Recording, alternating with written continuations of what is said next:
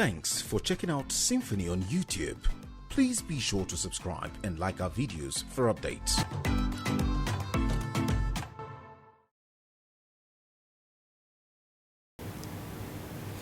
What we call Nigerian army operating against Boko Haram is not the Nigerian army that we all knew.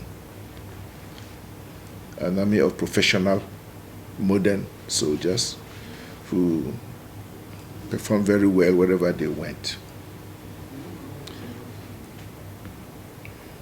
We are hearing of a Nigerian army that is very badly organized.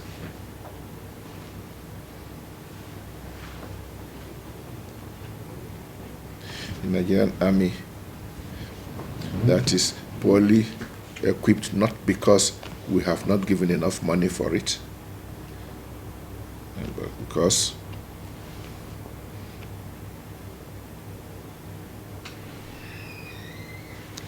the money given is being used elsewhere.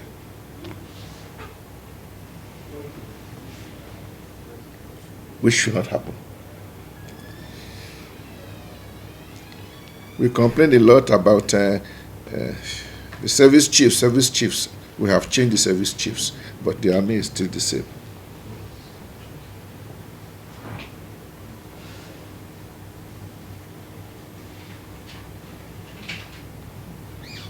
Since the issue of Fulani herdsmen moving from village to village and killing people with impunity started, we have also been asking, how possible? How is it possible for a group of, shall we say clearly, mercenaries coming from far away in a lorry? They target a village, massacre people, and go back before daybreak, leaving behind only dead bodies, and disappear into thin air. And police, DSS, army cannot trace them. And we say it is not possible. How come Fulani herdsmen are now armed people? They were not before. So things have changed. And we are being told, and once in a while we get some, we are being told that actually the Fulanis that are killing are not even the one we are used to. They are from elsewhere, foreigners. But how come the foreigners are coming here? If they don't know anybody here, how can they operate here? So who is bringing them in? We still have not got it clear. But which is why, since there is no clear explanation from official sources, we are bound to take seriously any analysis drawn from reality that seems to make sense. And so we begin to have some clear outlines. Yours is not the only one, about what we are facing, which is often branded as fake news. Don't believe them.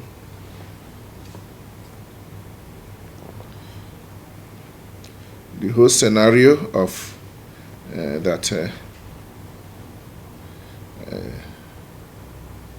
there are some people who have targeted our country, Nigeria, and have distributed their elements, their militant elements all over the country,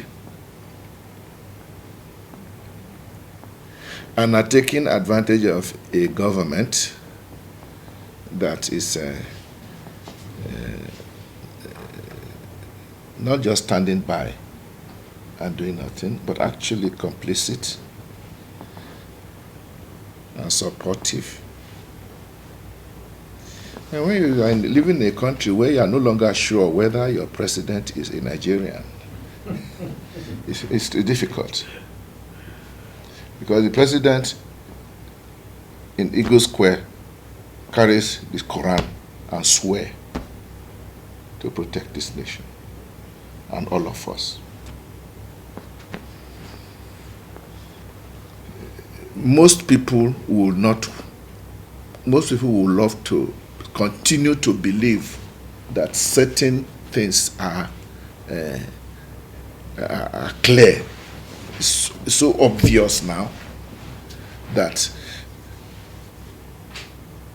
the president cannot be supporting anything that will destroy Nigeria. Most people, that is our idea. But by the time many of us are beginning to doubt, and we are no longer sure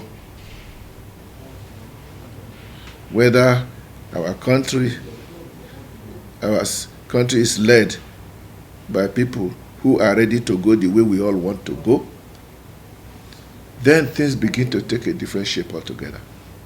That is when every action taken is interpreted, is understood. This is what is happening. And then it doesn't take time to pile up a list of items to prove that, look, oh, this is where we are going. When your governor Otom puts it so bluntly, and puts it straight to Buhari, you are arming the Fulanis and disarming my people.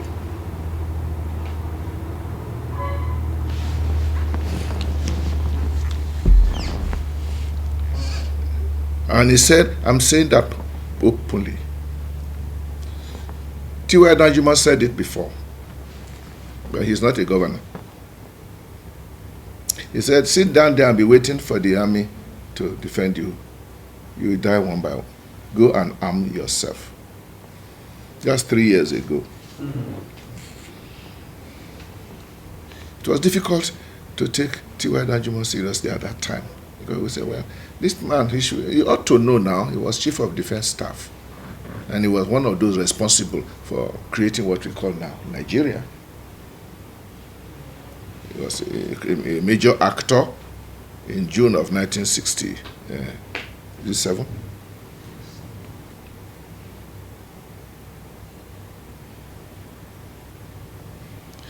So many of us don't really want to believe. And we are trying our best to continue to pretend that we are living in a nation that is seriously ruled. And every time things happen, we are very sad because you don't want to lose your faith. You want to still continue to believe that, no, there must be a reason. We don't know the reason yet, but we don't know it. But from what we are seeing, it's getting more and more difficult to discount the possibility that there may indeed be a big hidden agenda. Put in terms of land grabbing, that will explain a lot of things. And in terms of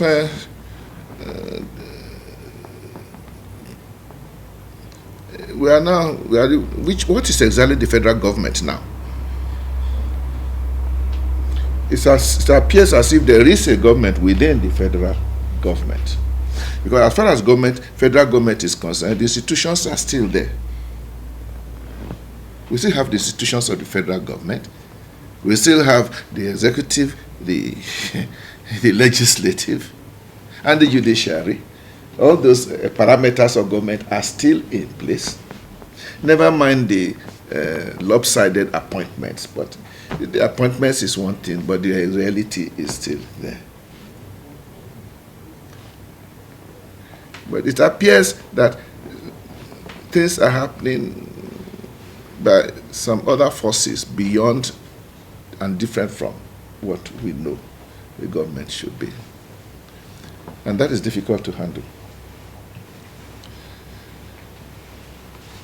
About 5 years ago, I was discussing with my colleague, the Anglican Archbishop, Oko. Well, already we were talking at that time about a plan, agenda for Fulani Muslims to take over Nigeria. And I was telling him, I said, well, it's possible that there are people with that kind of ambition. You can't stop people from dreaming. But that there must be some people among them who should realize that this dream you are having is not realizable in a country like Nigeria. It would be wiser not to even try to implement it. And I still believe that. But what I want to raise is that, and I told her, I said, the only thing they can achieve in doing is to create a major crisis in the nation. And then the Archbishop said, what if that is their goal aim? Suppose that is what they are looking for. And then I said, Your Grace. In other words, the way things are going, we are being left with a situation that there may be people who are actually planning to disorganize Nigeria because it is part of the plan that somebody or some group are going to profit from the disorganized nation. And if that is the case, then we can't allow, unless we don't know. Once we begin to feel that way, we cannot just keep quiet. And I believe that there are various ways of dealing with that. One way is to get armed and get ready and to make sure it doesn't happen. But for me, it seems that one of the best ways is what we are doing now. Talk openly. Because a hidden agenda becomes innocuous once it is no longer hidden.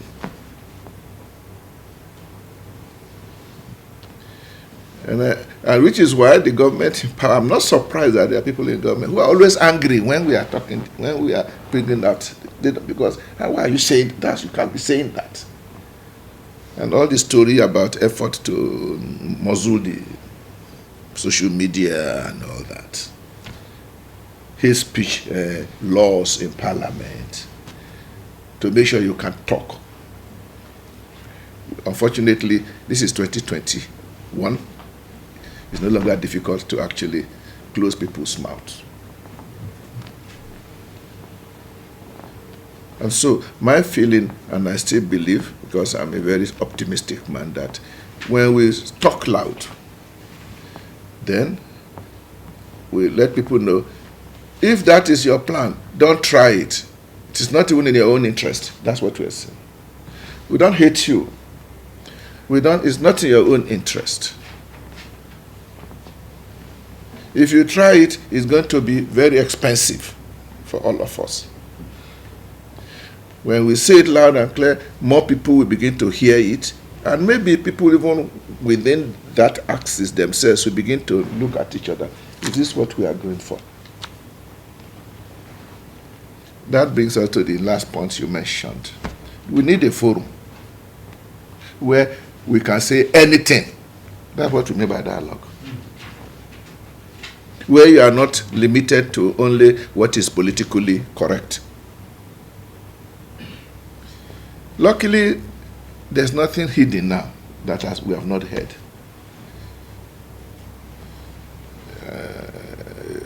From point of view of media, T.Y. Dajumo's statement is very well known.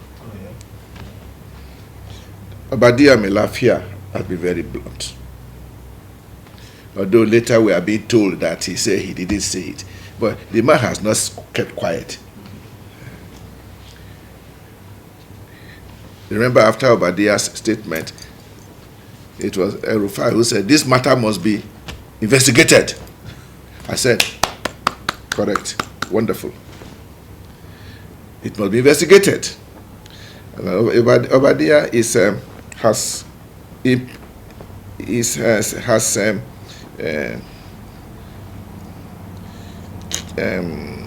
accused the federal government under President Muhammadu Buhari of, shall we call it, very unpatriotic attitude things. And the same person accused cannot be the one to investigate this situation. And if we are really serious, and we should really investigate all these things, there must be a forum where we can put everything on the table and hear how much of this is true. And the only way it can be done in a way that is objective is not even we need to look for external forces to do it for us. What we need is a local forum where the government does not sit as a judge over its own activities. It is possible. That is one of the meaning of a national conference, summit. And if we are, in my own feeling is that the more we are running away from that, the more we are just going to allow ourselves to be tied up in knots. According to how things should be, the National Assembly is supposed to be made up of all those guys there who represent their respective constituencies and who should have been discussing this thing. I'm sure they are meeting today. And probably what they are talking about all kinds of useless. Those of them who care to even attend the meeting. So under normal circumstances, it is National Assembly who should be handling these kind of things. Because again, according to the system, the National Assembly is supposed to be different from the executive. The system is so that it is National Assembly who can actually challenge the government. But we have reached a situation now where we have a National Assembly that is very proud to be a Robert stamp. And somehow, again, up to today, I cannot understand. Every member of that house have remained, a few occasions, once in a while, they find their voice, but generally. And in this case, we now realize that there's no difference between the political parties. The first occasion that I raised this concern about measures is that we were all talking about how expensive, how much members of the National Assembly are taking home. Millions and millions. And I said, it has surprised me that up to now, not a single member of the National Assembly has raised a voice saying, my dear colleagues, don't you think we are taking too much money? Whether PDP or APC, nobody complains. Which means the things that are serious are not discussed.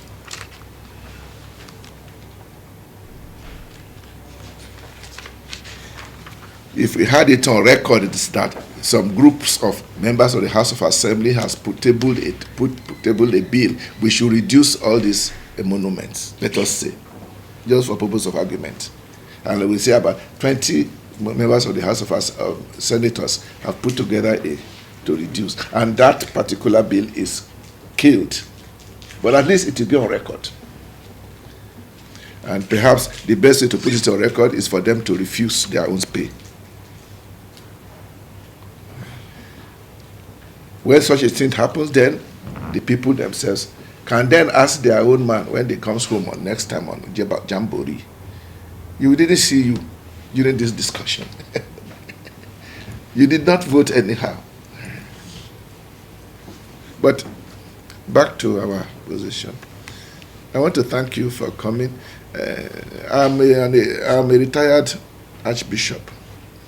I'm 77 years old.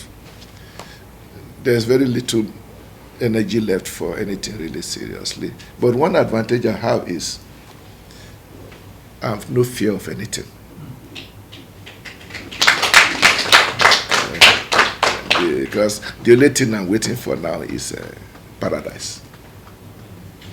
I have no ambition for any progress or for any promotion.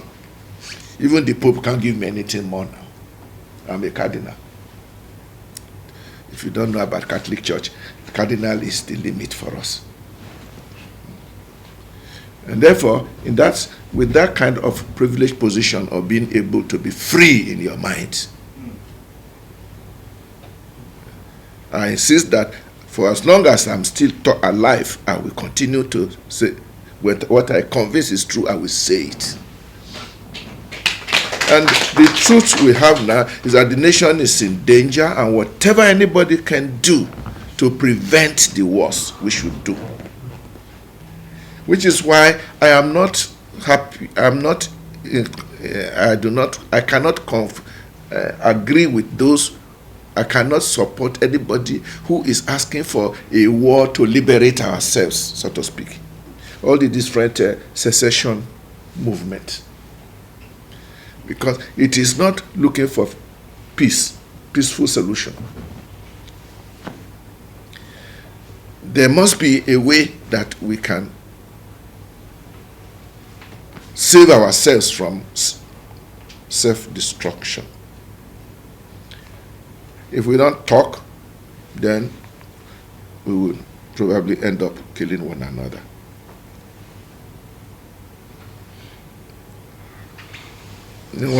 Yesterday I was talking about the predicament of Nigeria, and I said there are two kinds of solutions that we are hearing now. First of all, one thing is common.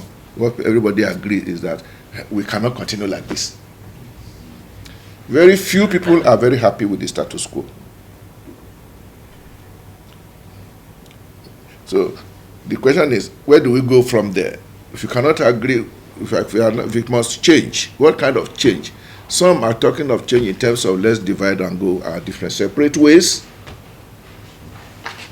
And I said, that looks okay in theory, but when I have not seen yet a clear details of the blueprint for such a dismantling of the structure called Nigeria.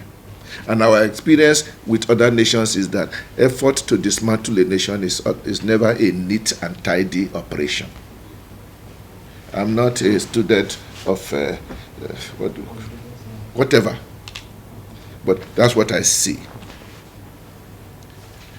Apart from the fact that we still haven't decided where the boundaries of this division will be, and when at the end of the day, whether everybody will be happy wherever they find themselves. No, there's a lot of things still unsaid.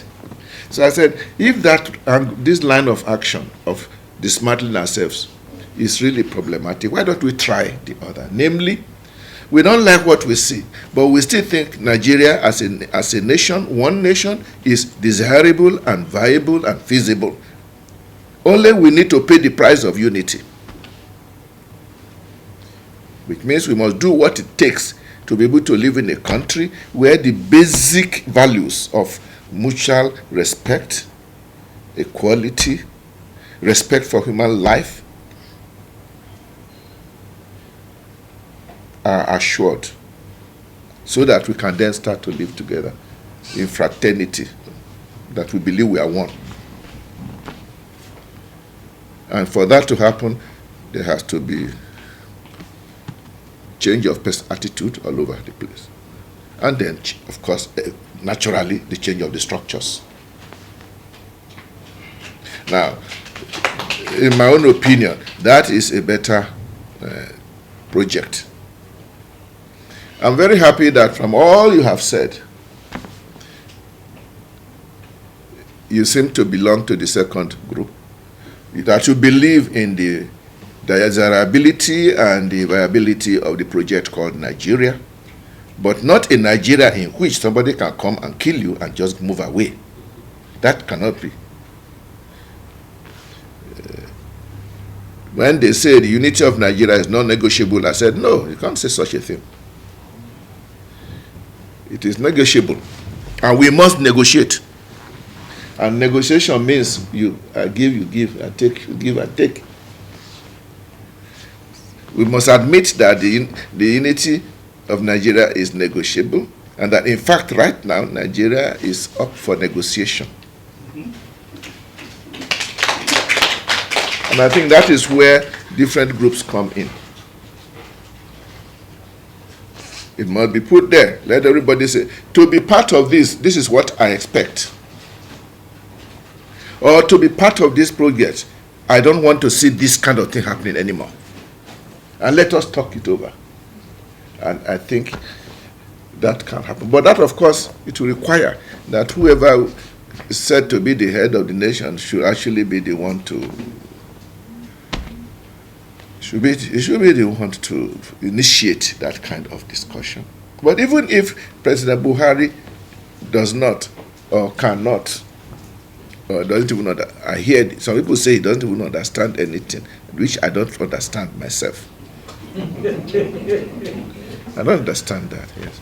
If you wouldn't do it, that doesn't stop this conversation from going on. And this is why, first of all, after having done your own conversation, and I think this group has worked very well, I hope and I imagine you are reaching out to other groups who have the same concerns, because you don't want a situation where you are only talking of thief people. You always said that you talk to other group and they are having the same, maybe different ways, but everybody is touching one way or the other. And we don't have to wait till every group gathers together under one roof. Different movement like this, then the whole thing will be moving. That brings me to an issue a point that I even wanted to make at the very first place. All these things we are talking, that is supposed to be the realm of politicians. That's why we have politicians. To think about how the society is organized and managed. Unfortunately, we have reached a stage now in Nigeria where we again cannot trust politicians. We have to fight for the people first. And then when the people are peaceful and happy, you can begin to fight over the position, who will be taken, who will do this and who will do that. But if the very survival of the people is at stake, it is no time now. It is no time for political wranglings.